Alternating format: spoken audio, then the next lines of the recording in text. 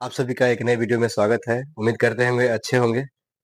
आज होली का भी दिन है आज, तो उम्मीद करते हैं अच्छे होंगे आप लोग। आप लोग को हमारे संस्थान की ओर से होली की हार्दिक शुभकामनाएं। होली रंगों का त्योहार है, आप अच्छे से मनाइए।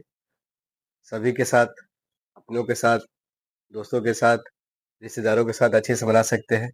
चलिए, आज क्लास 12 का जो पिछले क्लास में हम लोगों ने पढ़ा था, जीवों में जनन, उसका दूसरा पार्ट जो है, उसके आगे का जो जो भी हमारा इस क्लास में इस चैप्टर में बचा हुआ था, उसको आज हम लोग देखेंगे। कोशिश करेंगे आज पूरा करने के लिए। ये जो 3 पार्ट में चैप्टर 1 का आप कंप्लीट हम करवा देंगे, ठीक है? आप लोग जो भी पार्ट 1 नहीं देखे हैं, तो जाके प्लेलिस्ट आपका बना हुआ है 12th बायो का, वहाँ जाके आप प्लेलिस्ट में जाके आप अच्छे से उसको देख सकते हैं। समझ में एक बार नहीं आया तो दोबारा उसको रिप्ले करके देख सकते हैं, ठीक है? चलिए आगे चलते हैं, देखते हैं इसमें है क्या।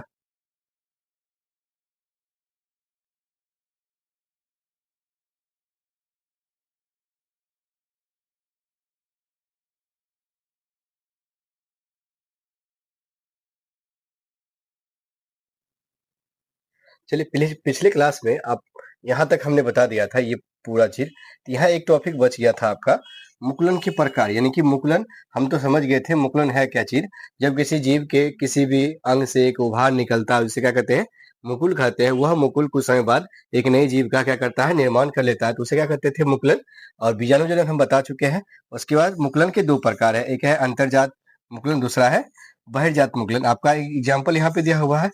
अंतर्जात मुकुलन होता है स्पंज में होता है, और बहिर्जात मुकुलन जो हाइड्रा और ईस्ट में होता है। इसका नाम तो सुने होंगे। चलिए आगे आज का जो क्लास हमारा स्टार्ट होने वाला है, वहां से करते हैं।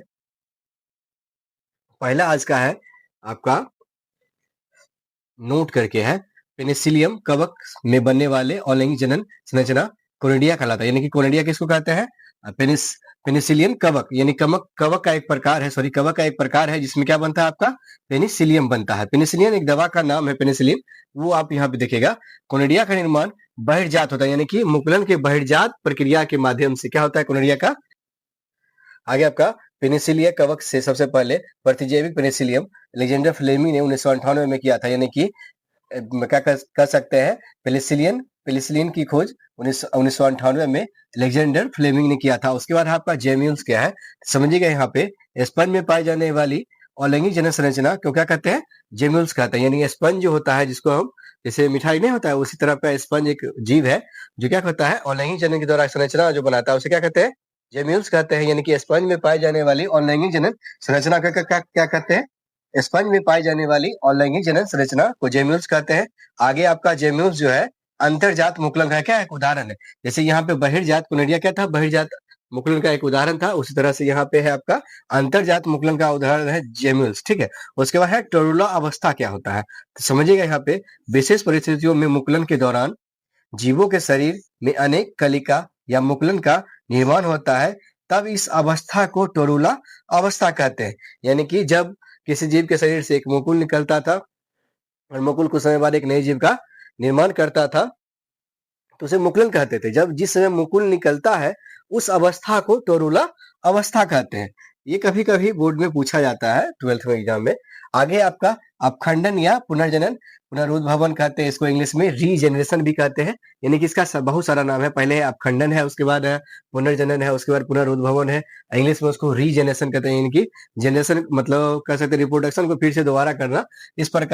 इस प्रकार के जनन में जीवों का शरीर किसी कारणवश 2 या 2 से अधिक भागों में बंट जाता है, तथा प्रत्येक भाग अपने खोए हुए भाग को विकसित कर नए जीव के रूप में विकसित हो जाता है। यानी कि किसी जीव का शरीर है, वो उस जीव के शरीर से अलग होके फिर से वो एक नए जीव में क्या करता है? अपने आप को विकसित कर लेता है। उसे क्या कहते हैं हम लोग? अपखंडन, पुनर्जनन। या एक तरह से कह सकते हैं, कोई जीव का शरीर 2 भागों में बंट जाता है, बंटने के बाद वो वह जो बटा हुआ भाग है फिर एक नए जीव में विकसित हो जाता है। उसे क्या कहते हैं? अपखंडन, पुनर्जनन, पुनरुद्भवन या रीजनरेशन, ठीक है? आगे आपका पुट्टी भवन सिस्ट फॉर्मेशन। देखिए आपका आगे है पुट्टी या शिस्ट फॉर्मेशन कहते कहते प्रतिकूल परिस्थितियों में अमीबा अपने उत्पादों को संकुचित कर गोलाकार होकर अपने चारों ओर त्रिस्तरीय आवरण बना लेता है। इस संरचना को कहते हैं पुट्टी या शिस्ट। समझ में आ गया होगा? जब अमीबा अपने प्रतिकूल परिस्थिति में जाता है, तो चारों ओर एक गोलाकार त्रिस्तरीय लेयर बनाता है, जिसे क्या कहते हैं? पुट्टी या शिस्ट। देखिए आगे है आपका अनुकूल परिस्थितियों में आने आने पर पुटी में बहुखंडन होता है जिसमें अमीबिया बीजाणु या स्पोर का निर्माण होता है तथा इसमें परिकीर्णन एवं बीजाणुओं के अंकुरन से नए जीव का निर्माण होता है। यानी कि पुटी भवन के द्वारा एक नए जीव का फिर क्या होता है, निर्माण होता है। किस विधि से? विखंडन विधि से। चलिए आगे देखते हैं। उम्मीद करते हैं यहाँ तक समझ में आ गया होगा। आगे आपका पुट्टी का निर्माण देखिए। पुट्टी का निर्माण अपनी सुरक्षा, क्षति क्षति से बचाव एवं शुष्कन को रोकने के लिए करता है। पुट्टी का निर्माण कौन करता है? यानी कि कह सकते हैं पुट्टी का निर्माण किस लिए होता था? पुट्टी का निर्माण सुरक्षा, क्षति, बचाव और शुष्कन को रोकने के लिए होता है। आगे आपका मेन बहुत ज्यादा इंपॉर्टेंट जो आगे आप टॉपिक है आपका कायिक परिवर्तन, जिसको वेजिटेटिव प्रोपेगेशन कहते हैं। तो इसमें ऑलैंगिक जनन की एक विधि है जो अभी तक हम पढ़ते आ रहे हैं। ऑलैंगिक जनन की वैसी विधि जिसमें पादपों का कायिक भाग जैसे जड़, तना, पत्ती इत्यादि द्वारा नए पादप के निर्माण की प्रक्रिया को कायिक परिवर्तन कहा जाता है। सिंपल सी भाषा में, जब किसी पौधे के किसी भाग से, जैसे में आपका लिखा हुआ है जड़, तना या पत्ती के माध्यम से एक नए पौधे का निर्माण हो जाता है तो उसे क्या कहते हैं? कायिक परिवर्तन कहते हैं। कायिक परिवर्तन वैसी विधि है, ऑलैंगिक जनन की वैसी विधि है, ऑलैंगिक जनन की वैसी विधि है जिसमें तना, पत्ती या जड़ के माध्यम से एक नए पौधे का निर्माण होता है। आगे पढ़ते हैं। इसमें कायिक परिवर्तन में दोनों जनक भाग नहीं लेते हैं, अतः यह ऑलैंगिक जनन है। क्या है? ऑलैंगिक जनन है।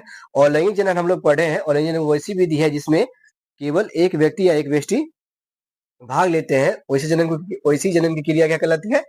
ऑलैंगिक जनन। कायिक परिवर्तन समझ गए होंगे। कायिक परिवर्तन के प्रकार है आगे यहाँ लिखा हुआ है आपका। कायिक परिवर्तन के प्रकार, पहला है प्राकृतिक कायिक परिवर्तन, जिसमें पढ़ेगा आप प्रकृति में प्राकृतिक रूप से पादपों के कायिक भाग द्वारा नए पौधों का निर्माण होता है। यानी कि खुद ब खुद कर सकते हैं, किसी पौधे के तना, पत्ती या जड़ की सहायता से नए पौधे का निर्माण हो जाता है, उसे क्या कहते हैं?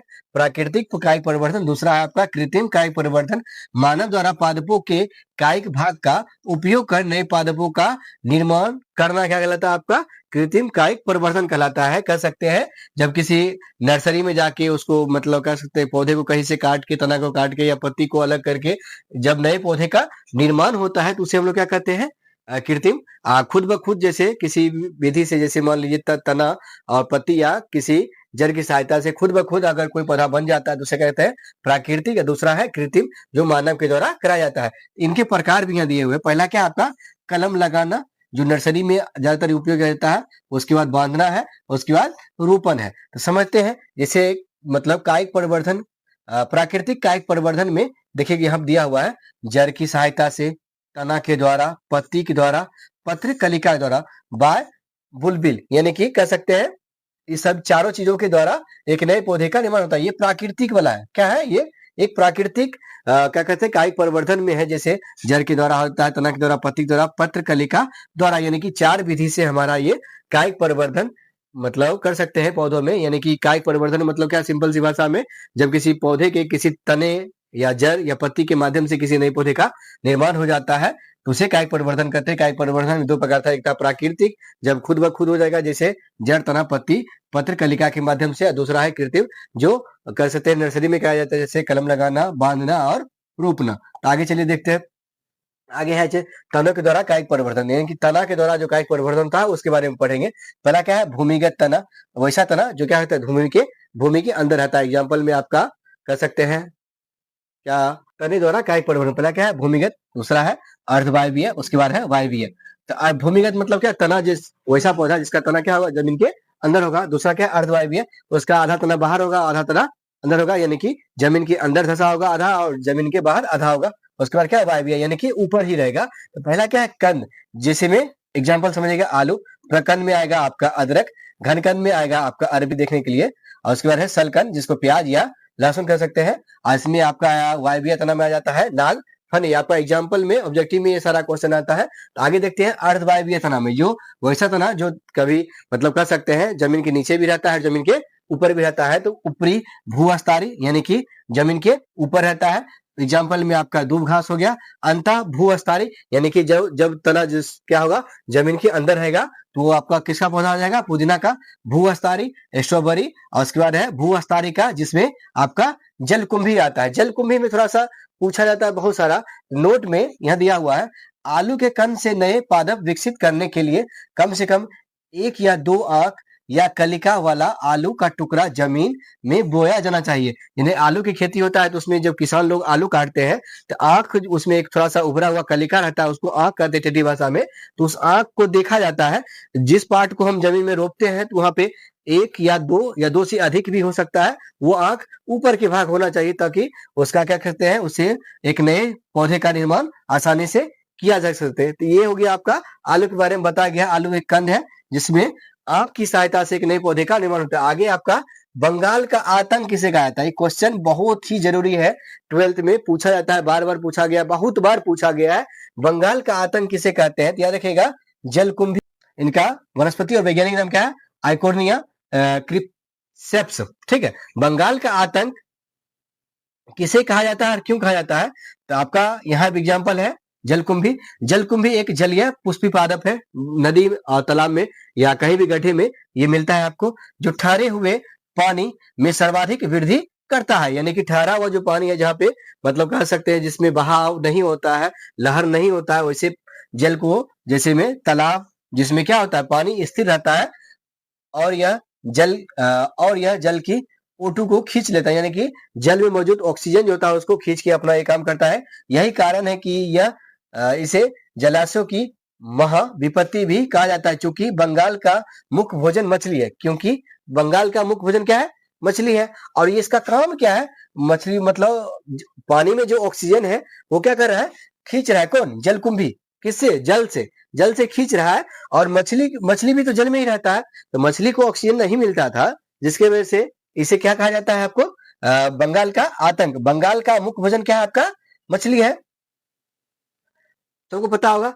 अ, अतः मछलियों के मरने से भोजन का अभाव होता है, इसलिए इसे बंगाल का आतंक के रूप में जाना जाता है। यानी कि ये क्या करता था, जलकुंभी जो है जल में जो ऑक्सीजन मिला हुआ है उसको खींच के अपना काम कर लेता, जीवन यापन करता था, जिससे जल में जो घुलित ऑक्सीजन की मात्रा होती है एक निश्चित मात्रा में सभी तालाबों नदियों में होता है, तो क्या हुआ वो कम हो गया, जिसकी वजह से मछलियों को ऑक्सीजन नहीं मिला, और नहीं मिला तो उनकी मृत्यु हो गई। इसलिए इसे जलकुंभी को बंगाल का आतंक कहा गया है। आज तक बंगाल का आतंक कहा गया है। आप यहाँ आसानी समझ गए होंगे। आप आगे क्वेश्चन है आपका, जलाशयों में महाविपत्ति किसे कहा गया है? जलकुंभी।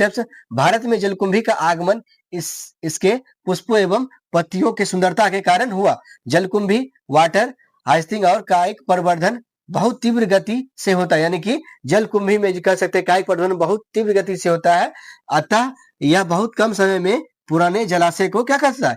घेर सकता है। यानी कि पूरे जलाशय को ये बहुत कम समय में ये आसानी से देखते होंगे, कभी कभी देखते होंगे मतलब खाली है तालाब और कुछ दिन बाद या एक दो महीना बाद देखते होंगे पूरा जो है तालाब क्या हुआ? जलकुंभी से भर गया। यानी कि इसमें अलैंगिक जनन की क्षमता क्या होती? काफी तेजी से होती है। अलैंगिक जनन की कौन सी विधि है? तो कायिक प्रवर्धन। कायिक प्रवर्धन में जब हम पढ़े अभी जस्ट, कायिक प्रवर्धन में जो जब किसी पौधे के किसी भाग जैसे जड़, तना, पत्ती के माध्यम से अगर एक नए पौधे का निर्माण होता है तो उस विधि को क्या कहते हैं? कायिक परिवर्तन। आप उम्मीद करते होंगे यहाँ बंगाल का आतंक किसे कहा जाता है, क्यों कहा जाता है, समझ गए होंगे। ऑक्सीजन जो जल में था उसको क्या करता था? जलकुंभी खींच लेता था, जिसकी वजह से ऑक्सीजन की कमी हुई, और ऑक्सीजन की कमी हुई तो मछलियां कम हो गया, मछलियों का जीवन क्या हो गया? धीरे धीरे समाप्त हो गया, जिसकी वजह से इसको महाविपत्ति जो बंगाल का आतंक इसे कहा जाता है। आगे चलिए देखते हैं। आगे आपका क्वेश्चन है, आपका कुछ क्वेश्चन भी है इसमें हम डाले हुए। अपेक्षाकृत साधारण जीवों जैसे शैवाल, कवक में जनन की सामान्य विधि कौन सी है? तो अलैंगिक जनन है। मतलब छोटे छोटे जीवों में क्या कौन सा जीव होता है, कौन सा जनन होता है? तो अलैंगिक जनन, जिसको असेक्सुअल रिप्रोडक्शन कहते हैं। नोट, निम्न श्रेणी एवं उस श्रेणी के सभी पादपों में जनन अलैंगिक व लैंगिक दोनों विधियों से होता है। यानी कि निम्न श्रेणी एवं उस श्रेणी के सभी पादपों में, यानी कि कह सकते हैं यहाँ पे दोनों में लैंगिक और लैंगिक होता है। उस श्रेणी में जंतु में केवल लैंगिक ही होता है। यानी कि बड़े बड़े जीव होते हैं, बड़े बड़े जीव होते हैं, उसमें क्या होता है? लैंगिक जनन। तो यहाँ आपका है और लैंगिक जनन की कमी, डिसएडवांटेज ऑफ असेक्सुअल रिप्रोडक्शन। तो अलैंगिक जनन में क्या क्या कमी था उसके बारे में जानेंगे। पहला पॉइंट है आपका, और लैंगिक जनन से उत्पन्न संतति में कोई भिन्नता नहीं होती, अतः इन संततियों में मौसमी परिवर्तन या किसी बीमारी के प्रति प्रतिरोधकता प्राप्त नहीं कर सकते, यानी कि अलैंगिक जनन से उत्पन्न संतान होता है वो उसमें कोई विविधता या भिन्नता नहीं होता था, यानी कि कह सकते हैं इन संततियों में मौसमी यानी कि मौसम परिवर्तन जब होता था किसी बीमारी के प्रति उसमें लड़ने की क्षमता नहीं होती है, क्योंकि एक समान उसका जो संरचना है एक समान परिस्थिति में रहने के लिए है। जब भी वो परिस्थिति अगर उसका बदलेगा तो उसको रहने में दिक्कत हो जाएगा, यानी कि किसी बीमारी के प्रति प्रतिरोधकता प्राप्त नहीं कर पाती है। दूसरा पॉइंट है आपका अलैंगिक जनन में विभिन्नताएं उत्पन्न नहीं होती है, अतः विकास में इसका कोई योगदान नहीं होता है। अलैंगिक जनन में क्या होता है, मतलब कोई भी परिवर्तन या विभिन्नता या विविधता कह सकते नहीं होता, जिसके कारण क्या होता है इसमें विकास का मतलब क्या होता है, कोई भी काम जो लगातार चलते रहता है उसको क्या कहते हैं, विकास कहते हैं। क्या लगातार विकास, कभी विकास सतत विकास कह सकते हैं, जैसे विकास हमेशा चलते रहता है। तो इसमें क्या हुआ, अलैंगिक जनन में उसमें विकास नहीं हो रहा, समान चीज हो रहा है, जीरोक्स हो रहा है। अगर कोई चीज हम लिखेंगे, कोई चीज फिर से टाइप करेंगे तब नया कुछ आएगा।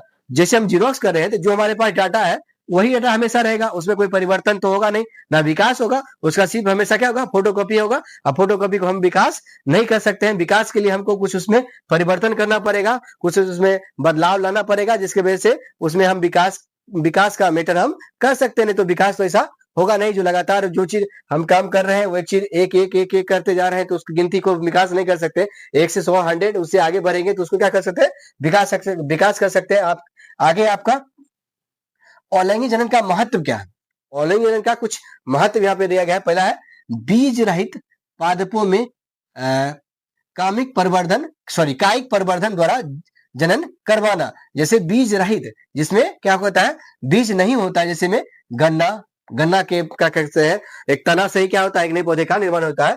आलू हो गया, इसमें क्या होता है, आलू का जो पार्ट काट के उसको अलग करते हैं, उसे फिर एक नए पौधे का निर्माण होता है। दूसरा है आपका ऐसे पादप जिनमें बीज अंकुरण की क्षमता नहीं होती, उसमें कायिक परिवर्तन द्वारा नए पादपों का निर्माण किया जाता है। जैसे वैसे पौधे जिसमें बीज अंकुरण यानी कि अंकुरण, जैसे मकई का एक पौधा होता है उसमें बीज होता है, जैसे उसमें अंकुरित होता है तो फिर एक नए पौधे का निर्माण होता है। उसमें ऐसे कुछ पादप होते हैं, पौधे होते हैं जिनमें बीज अंकुरण की क्षमता नहीं होती है, उसमें कायिक परिवर्तन के माध्यम से नए पौधे का निर्माण कर सकते हैं। तीसरा है आपका अलैंगिक जनन की सरल एवं तीव्र विधि है। अलैंगिक जनन क्या है, थोड़ा सा आसान है और ये काफी कम समय में इसमें जनन हम करवा सकते हैं। आगे आपका चौथा, कायिक परिवर्तन द्वारा फूल और फल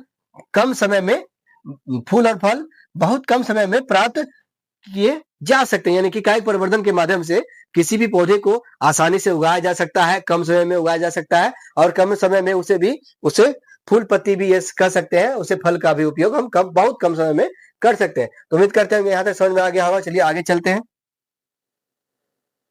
चलिए आगे है आपका लैंगिक जनन। और लैंगिक जनन तो सारा पढ़ा दिए, और लैंगिक जनन में ज्यादा कुछ था नहीं, तो आपका आ जाता है लैंगिक जनन। तो लैंगिक जनन में इसको क्या कहते हैं, लैंगिक जनन को क्या कहते हैं इंग्लिश में, सेक्सुअल रिप्रोडक्शन। जनन की वैसी विधि जिसमें विपरीत लिंग जैसे में नर और मादा दोनों जनक भाग लेते हैं तथा युग्मकों के निर्माण एवं युग्मक संलयन द्वारा नए जीवों का निर्माण होता है, लैंगिक जनन कहलाता है। जनन की वैसी विधि जिसमें 2 व्यक्ति भाग लेते हैं, नर और मादा अलग अलग लिंग वाले व्यक्ति भाग लेते हैं, उसमें क्या कहते हैं हम लोग, क्या कहते हैं, लैंगिक जनन। और उसके बाद है वायवीय तना द्वारा कायिक परिवर्तन। वायवीय तना समझे, वायवीय द्वारा कायिक परिवर्तन तो है परिणाम का स्तंभ या टुकड़ा पादप से अलग होकर नए पौधे का निर्माण नए पौधे के रूप में क्या होता है, विकसित हो जाता है। कह सकते हैं वायवीय तना, जैसे हवा में जो रहता है उसे एक तना क्या कहते हैं, अलग करके एक नए पेड़ का निर्माण कर सकते हैं। उसके बाद है पत्र प्रकलिका के द्वारा कायिक परिवर्तन। पुष्प के स्थान पर बहुकोशिकीय मांसल कलिका का निर्माण हो जाता है, जिसे बुलबिल या पत्रकलिका कहते हैं। यह पादप से जमीन पर गिर कर नए पादप का क्या करता है, निर्माण करता है। पुष्प के स्थान पर बहुकोशिकीय मांसल कलिका का निर्माण हो जाता है, जिसे बुलबिल या पत्रकलिका कहते हैं। यह पादप से जमीन पर गिरकर नए पादप का निर्माण करता है। कुछ पौधे या फूल जैसे होते हैं वो गिर के नए पौधे का क्या करते हैं, निर्माण करते हैं। आगे आपका पत्तियों द्वारा कायिक परिवर्तन। ब्रायोफिल्म की पत्तियां मोटी होती है तथा किनारे पर कटी फटी होती है, जिससे अपस्थानिक पर्ण कलिका उत्पन्न होती है, नए पादप का निर्माण करती है। ब्रायोफिल्म जिसे पत्थर चट्टा भी कहते हैं, जैसे काटा काटा नहीं रहता उसमें वैसा पौधा होता है। आगे आपका है लैंगिक जनन की विशेषताएं, तो लैंगिक जनन की विशेषताएं भी दिया हुआ है यहाँ पे। लैंगिक जनन द्विजनकीय प्रक्रिया, यानी कि लैंगिक जनन दो जीवों में होने वाली प्रक्रिया है, अर्थात इनमें नर और मादा दोनों भाग लेते हैं। इसमें नर और मादा दोनों भाग लेते हैं, पहले बता दिए। दूसरा आपका इसमें युग्मकों का निर्माण एवं युग्मकों का क्या होता है, संलयन दोनों होता है। तीसरा आपका लैंगिक जनन और लैंगिक जनन की अपेक्षा लंबी, जटिल एवं धीमी प्रक्रिया है। अभी जस्ट बताया अलैंगिक जनन क्या होता है, मतलब थोड़ा सा सरल है और क्या होता है, कम समय में होता है। लेकिन लैंगिक जनन क्या होता है, लंबी अवधि, जटिल यानी कि कॉम्प्लेक्स कर सकते हैं उसको, थोड़ा सा हार्ड होता है, थोड़ा सा समय लगता है। इसमें क्या है, ये एक धीमी प्रक्रिया है। चौथा क्या होता है, अलैंगिक जनन से उत्पन्न संतति आपस में या जनक के समान नहीं होते हैं, अर्थात इसमें विभिन्नताएं होती है। यानी कि लैंगिक जनन से उत्पन्न संतान अपने माता पिता के बिल्कुल ही समान नहीं होते हैं, उसमें कुछ कुछ क्या होता है, विभिन्नताएं होती है। आगे आपका जीवन चक्र की अवस्थाएं, प्रजनन के आधार पर जीवों के जीवन चक्र को 3 अवस्थाओं में बांटा गया है। यानी कि प्रजनन के आधार पे जीवन का चक्र 3 अवस्थाओं में बांटा गया है। पहला क्या है, किशोरावस्था, 8th क्लास में पढ़े होंगे, 10th में भी थोड़ा बहुत है, ठीक है। और उसके बाद है प्रजनन अवस्था, उसके बाद है जीर्णावस्था। यानी कि मनुष्य के जीवन में 3 अवस्थाएं आती, बहुत सारी अवस्थाएं आती है, जिसमें से आपका 3 यहाँ पे दिया हुआ है। मनुष्य के जीवन में बहुत सारी अवस्थाएं आती है, उसमें से 3 अवस्थाएं यहाँ दिया हुआ है। एक है किशोरावस्था, दूसरा प्रजनन अवस्था, उसके बाद है जीर्णावस्था। तो देखिए किशोरावस्था के बारे में पढ़ते हैं। जन्म से प्रजनन तक की अवस्था, ठीक है। क्या है, जन्म से प्रजनन तक की अवस्था क्या कहते हैं, किशोरावस्था। पहला पॉइंट है इसमें जीव तीव्रता से वृद्धि करता है। दूसरा आपका पादप में इसे कायिक अवस्था कहा जाता है, पादप में इसे कायिक अवस्था कहा जाता है। जीवों में किशोरावस्था, कायिक अवस्था की अवधि अलग अलग होती है। यानी कि जीवों में किशोरावस्था और कायिक अवस्था, यानी कि पेड़ पौधों में कायिक अवस्था होता है और जीवों में क्या होता है, किशोरावस्था। दोनों में क्या होता है, अवधि, समय जो है एक मेच्योरेशन का कह सकते हैं, वो अलग अलग होता है। इसमें प्रजनन अवस्था यानी कि रिप्रोडक्शन फेज, तो जीवन चक्र की इस अवस्था जिसमें लैंगिक विकास एवं परिपक्वता आती है, उसे क्या कहते हैं, प्रजनन अवस्था। इसमें पॉइंट में दिया हुआ है, पहला आपका प्रजनन काल की आरंभिक अवस्था को यौवन आरंभ कहते हैं, जिसमें यौवन मतलब कह सकते हैं आरंभ होता है यौवन का, उसे क्या कहते हैं, यौवन आरंभ करते हैं। दूसरा आपका पुष्पी पादपों में पुष्पन की क्रिया प्रजनन अवस्था के आरंभ एवं कायिक परिवर्तन की समाप्ति को दर्शाता है। यानी कि यहाँ पे थोड़ा सा अलग होता है, पुष्पी पादपों में पुष्पन की प्रक्रिया प्रजनन अवस्था के आरंभ एवं कायिक परिवर्तन की समाप्ति, यानी कि दोनों क्या अलग अलग है। आपका लास्ट में आता है जीर्णावस्था, जीवन चक्र की वह अवस्था जिसमें जीव की प्रजनन क्षमता छिन्न हो जाती है तथा विकास रुक जाता है। यानी कि कह सकते हैं प्रजनन करने की क्षमता खो देते हैं, और वहां पे क्या होता है कि व्यक्ति की जो प्रजनन करने की क्षमता होती है वो अपना खो देता है, उसका उसका विकास भी रुक जाता है। एग्जाम्पल में आपका मानव का कितना होता है, 60 वर्ष के आसपास। आगे आपका लैंगिक दृष्टि से पुष्पी पादप, लैंगिक दृष्टि से क्या होता है, पुष्पी पादप में अलग अलग प्रकार है। पहला आपका लैंगिक दृष्टि से पुष्पी पादप 2 प्रकार के होते हैं, एक है मोनोकार्पिक, दूसरा है पॉलीकार्पिक। तो मोनोकार्पिक में देखिए यहाँ लिखा हुआ है आपका ऐसे पादप जो अपने पूरे जीवन काल में एक ही बार पुष्पन एवं फलन करते हैं, यानी कि वैसे पौधे या वैसे पुष्प कर सकते हैं जिसमें केवल जीवन में एक ही बार पुष्प आता है, उसे क्या कहते हैं, मोनोकार्पिक। एग्जाम्पल में बांस की कुछ प्रजातियां, जीवन बांस जो है, बांस एक ऐसे पौधे का ऐसा प्रजाति है जो क्या कहता है जीवन काल में एक ही बार पुष्प देता है, ठीक है। आगे आ गया होगा ऐसे पादप जो पूरे जीवन काल में एक ही बार पुष्प देते हैं। एग्जाम्पल आपका क्या हो गया, बांस का पौधा। आगे आपका उदाहरण के लिए मेलाकोना बेम्बू साइडी बांस की एक प्रजाति है, इसमें 50 से 100 वर्षों में केवल एक बार क्या होता है, पुष्पन होता है। दूसरा क्या है, एस्ट्रा विलेंथस कुंथियाना बांस की एक दूसरी प्रजाति है जो नीला कुरंजी भी कहा जाता है, जो क्या कहता है, इसमें क्या होता है 12 वर्ष में एक बार पुष्पन होता है। यानी कि कुछ बांस ऐसे होते हैं जो 50 से 100 वर्ष में एक बार पुष्प देते हैं, कुछ बांस ऐसे होते हैं जो क्या कहते हैं 12 साल में एक बार पुष्प देते हैं। जैसे एग्जाम्पल नीला कुरंजी केरल, नीला कुरंजी कहाँ पाया जाता है, तो आपका नीला कुरंजी केरल, कर्नाटक, तमिलनाडु की घाटियों में पाया जाता है। यानी कि यहाँ पे आपको बिल्कुल समझ में आ गया होगा मोनोकार्पिक क्या है, वैसे पौधे जो अपने जीवन काल में एक ही बार पुष्प देते हैं, उसे क्या कहते हैं, मोनोकार्पिक। आगे आपका आगे एक पॉइंट और बचा हुआ है इसमें। देखिए, पिछली बार 2018 में तथा उससे पहले 2006 में नीलाकुंजी में पुष्पन हुआ था, जिसमें सभी घाटियां नीले बैंगनी रंगों के पुष्पों में ढक गई थी। यानी कि 2018 में क्या कहते हैं, नीलाकुंजी ने 12 वर्ष पहले यानी कि पुष्प क्या कहते हैं पुष्पन उसमें हुआ था। तो आगे आपका मोनोकार्पिक पादपों के उदाहरण। एक वर्षीय मोनोकार्पिक यानी कि एक वर्षीय मोनोकार्पिक जो केवल एक वर्ष में देते हैं, जैसे गेहूं और धान हो गया। द्विवर्षीय मोनोकार्पिक पादप जैसे मूली और गाजर, जो कह सकते हैं जो वर्ष में 2 बार लगाया जाता है। बहुवर्षीय मोनोकार्पिक जैसे नीला कुरंजी, मतलब बहुत सालों के बाद ये पुष्प देते हैं। उसके बाद आता है दूसरा आपका पॉलीकार्पिक। पॉलीकार्पिक में ऐसे पादप जो अपने पूरे जीवन काल में कई बार पुष्पन एवं फलन करते हैं, पॉलीकार्पिक पादप कहलाते हैं। नोट में, जो पादप एक निश्चित मौसम या ऋतु में फल उत्पन्न करते हैं उन्हें मौसमी फल भी कहा जाता है। यानी कि मौसम के आधार पे जो फल देते हैं, वैसे पौधे ऋतु या मौसम के आधार पे फल उत्पन्न करते हैं, उसे क्या कहते हैं, मौसमी फल कहते हैं। उदाहरण में आम, अंगूर, लीची, ये सब क्या है, मौसमी फल है। मौसम यानी कि साल में एक बार आम, अंगूर, लीची और कटहल का क्या होता है, फल लगता है।